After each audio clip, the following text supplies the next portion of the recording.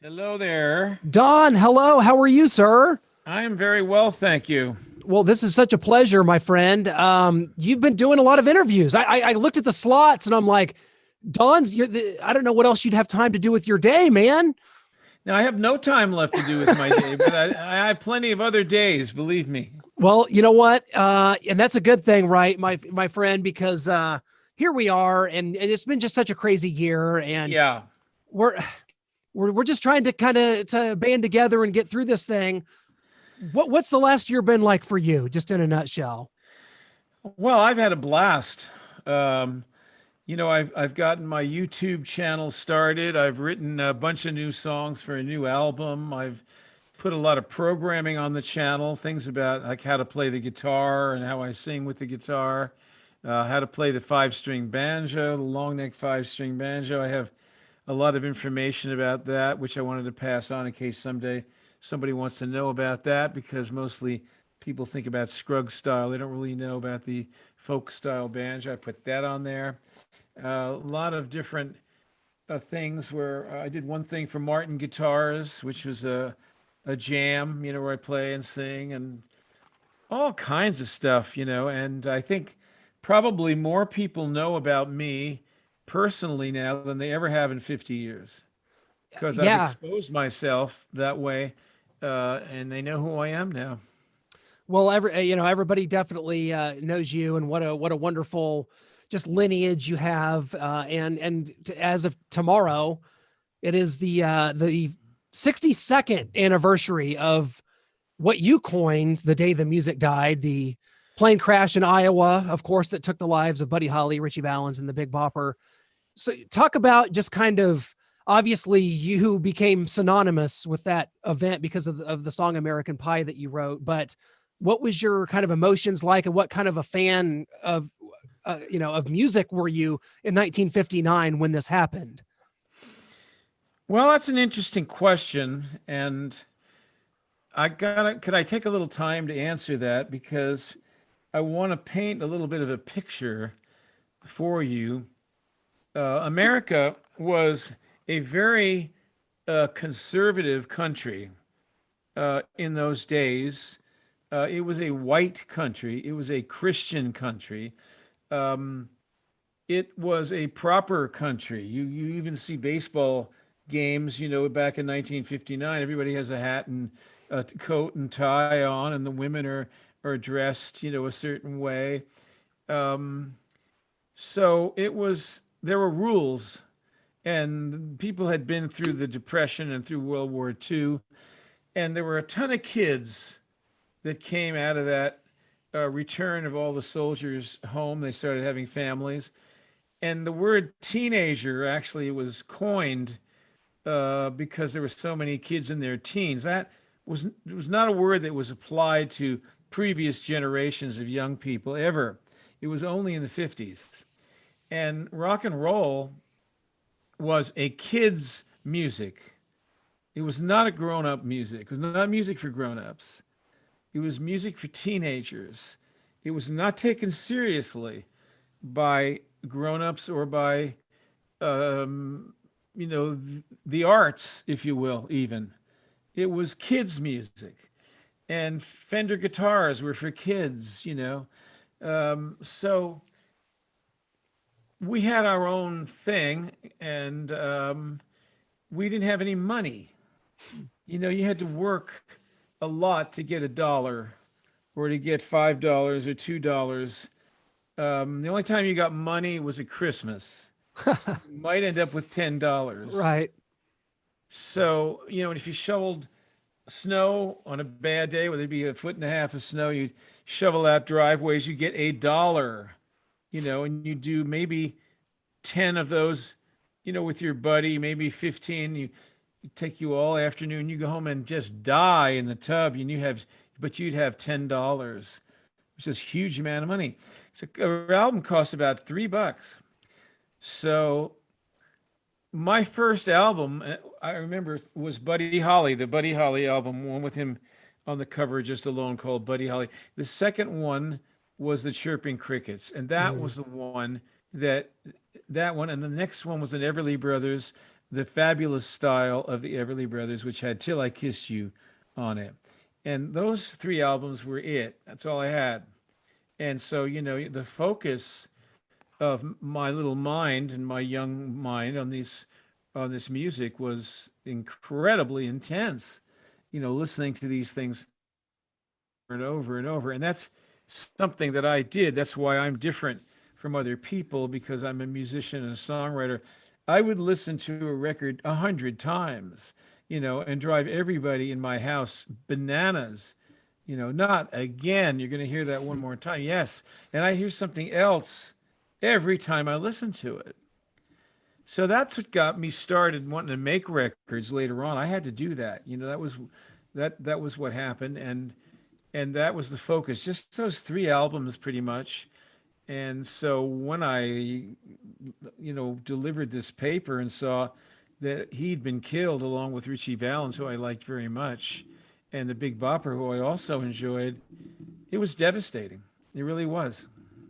Do you see that now? And as we look back at music and the landscape of America, and you painted a wonderful picture of that. Do you see that as almost that plane crash occurs and almost like a symbolic sort of just transition in culture? Because post World War II Americana, is depicted in shows like Leave It to Beaver and the Andy Griffith Show, early rock and roll, Elvis Presley, Little Richard. Did that transition us to sort of what we saw in the 1960s? Well, if I were to sit back and say to you honestly, there was this foreshadowing that something was wrong, something was up. That's how I felt. I was always very sensitive about this stuff. My friends didn't give a rat's ass about Buddy Holly. They didn't care about music that much. They cared about swimming. They cared about tennis. They cared about golf, whatever they cared about, running, football. They didn't care that much about that. But to me, it was all part of something that was going on, and a lot of deaths happened after that. My father died, and then Kennedy was shot, then more deaths in the 60s, chaos. So it was I was living through this and never said a word about the Buddy Holly crash until finally the end of the 60s. I was always interested in what happened, though. And I would even go to New York and go to the New York Public Library and get microfilm out on the day and try to see if there was more that I could read in the New York Times, perhaps, and learn some more information. Because my little local newspaper didn't just had a little column, didn't say anything. It was everybody had the same column in those newspapers. So I was, and you couldn't learn anything about anybody. There was nothing. You weren't told anything. It was over and finished, Sure. and you couldn't dwell in it because Americans were very forward thinking. In fact, in the old days, if a star making a movie died, a lot of times they wouldn't release the movie because we didn't want to go see a dead person. Interesting. That's the truth. Yeah. So we became fixated on death after the 60s. And American Pie sort of represents something about that. The American death trip, if you will.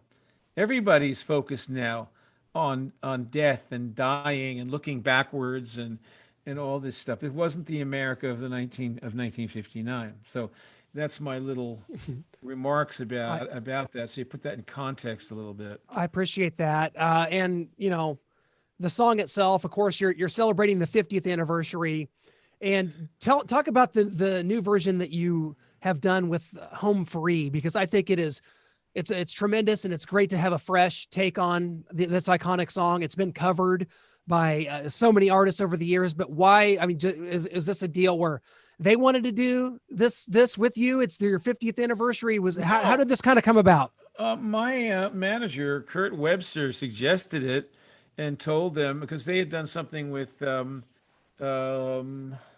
Lee Greenwood. I think they did God Bless the USA or something like that, and did very well with that song. And he said, why don't you do American Pie? It's coming up on his 50th anniversary. and these kids said, "Oh, wow, that's a great idea." And so they made a great arrangement. It's all they're doing. I just appear in the video, singing the front and the end of the song, and the whole arrangement and everything. But the four verses in the middle, where the four boys each take a verse, they're kind of singing the way I sing the song. So it's representative of my performance, but it's not me. And then I'm at the front and the end, and then their whole doo-wop approach um, to the music is a kick in the ass. It works real well. Well, has there ever been a time in your life, Don, that you resented this song? You have so many wonderful songs, from Vincent to Castles on the Air, and you're just a wonderful songwriter. And has there ever been a time where the song just, you wanted to distance yourself from it? Or is it just one that you know what it's done for you and you keep it right there with you as, almost as a child or a best friend? I know that all my songs will be remembered, and I know that. But American Pie is so much fun, and it's so interesting, and there are things happening that you have to talk about it. And I understand why the people like to talk about it, but they listen to a lot of stuff that I do, and they love what I do. But that's the cherry on top, really. It's not the whole thing. And so I'm very pleased, actually, with how things are going, because it's all these years later, and it's going to be appealing to young people by the millions right now again. And I don't know of anybody that's doing that.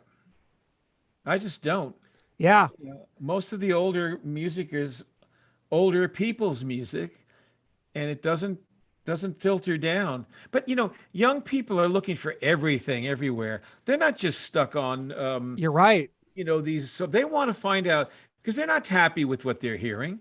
That they're not really happy with it. They want to find Interesting. out. They're listening to me, believe me, and finding all kinds of stuff out about me. Rap singers are listening to me. That's why Drake did "Do It Wrong" by using two of my songs. He sold 4 million records of a song he did called "Do It Wrong," and that it uses two of my songs for all the lyrics in that song. One is called "The Wrong Thing to Do," and the other is called "When a Good Thing Goes Bad." And he took those lyrics and wrote this rap song, or whatever it is. It's not rap, really. It's kind of a cool song called "Do It Wrong." It sold 4 million copies. I own 60% of that. I'm Nice. partners with Drake. Yeah. Okay. Because these guys are looking around, everybody in all areas of young people, whether they're artists or whether they're girl singers who want to do a Madonna thing or whatever. They're looking around for ideas and music, and they look through my stuff and know what I'm doing. So it's all a wonderful thing, especially to have a big song like that bring people to all the other songs. So it works very well. I want everybody, all of our listeners, to go to your website, donmclean.com, where you can get all the information about what's Yeah. coming up. And for you, what's coming up, which is amazing, is you've got some tour dates scheduled coming up here in 2021. How many did you have postponed last year, approximately? 70 shows. You are kidding me. That is No, insane. 70 shows, and I had nearly that same amount or more this year. I have 3 tours, and I have no idea whether they're going to happen. But I can tell you this, that this will end, and at some Yeah. point we will have the green light to go back and be like we used to be, and I will be touring the world one more time, massively.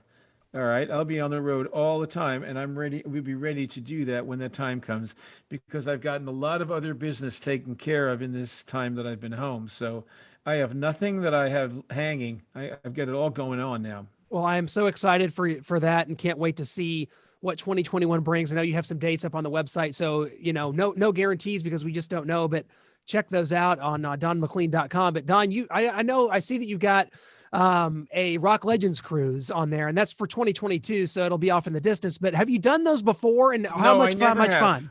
Oh, I never have. it'll be a blast. You'll love that. You'll love it.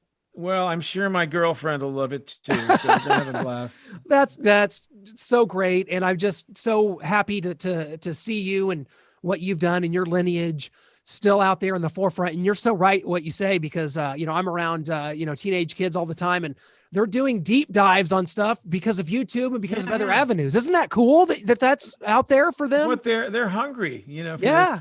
And one of the things that I get a kick out of is, I'm in good shape, and my band is phenomenal. And I go out on stage and I think, you know what? I'm going to show these kids something about how things are done. I'm going to show them something about songwriting, something about singing, something about performing that they might not get from anybody else. And so I love doing that, and I do it. I try to stay at the top of my game.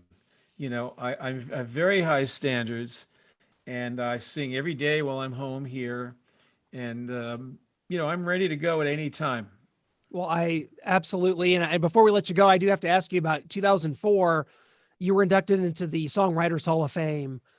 Let's talk about what that means to you, because I feel like songwriters are unheralded. You guys are, you're like the offensive linemen of the music industry. And regardless if you perform your songs or not, the songwriting art form is maybe one that doesn't get enough credit. So how much does that mean to you that you went into the Hall of Fame in Well, '04? it was the apex of that kind of stuff. I, I was I never thought any of this stuff would ever happen to me. And all of a sudden, more and more things are happening. There's a snowball now rolling at this stage in my life that is, I'm getting honored all over the place. There's going to be a star on the Hollywood Walk of Oh, Fame. There are all sorts of stuff going on, and it's a beautiful thing, and I'm amazed. And I love Johnny Mercer, and he started that whole thing. He also started Capitol Records, so what a great guy, and wrote so many beautiful songs. Um, but to have your peers who are songwriters say, okay, we're going to let you in here. Um, Golly, that's amazing, because I never thought of myself as a songwriter. I was a singer, and that was my primary focus. And so I began to write songs because I couldn't find, I knew thousands and thousands of songs, folk songs, rock and roll songs, popular songs. But I all of a sudden reached a point where nothing said what I had in my head that I wanted to say. So I was forced to try to write what it was I was thinking. And that's why these songs came into being: Sister Fatima, Crossroads, American Pie, Dreidel, whatever they are, If We Try. Um, all because I could never find any song like that. right. Oh, so true, Don. It's been a true pleasure. Can't wait to see you out there on the road. We will definitely make that happen, and I just wish continued success and certainly health and happiness going forward, man. And we're going to get this thing back on track, and you're going to be able to get this out there to the world again. And I can't wait for it to Well, happen. the music helps people get through this. It does. Listening to the song, the new version of American Pie, they're going to love it. They'll listen to the old version, they'll love that. They'll listen to the albums again, and they'll start to feel like human beings again. And the world is not, over. We hit a weird, twist in the road, but these are things that are like always the same, and no matter what happens, even when 9/11 happened, you had the music to go back to. And they'll that's the beautiful thing about it. You can pull a statue down, you can, blow up a building, but you can't get rid of a song like American Pie because millions of people know it by heart. They certainly do. And there's millions more that are going to, because it's going to be featured in some really big films coming up in 2021. Don, thank you again so much. You are Okay. as class act as it gets, and I can't wait to see this thing through as we get back on track in 2021. Thank you so much, Thanks a sir. lot, man. I enjoyed talking to you. You bet. Thank you.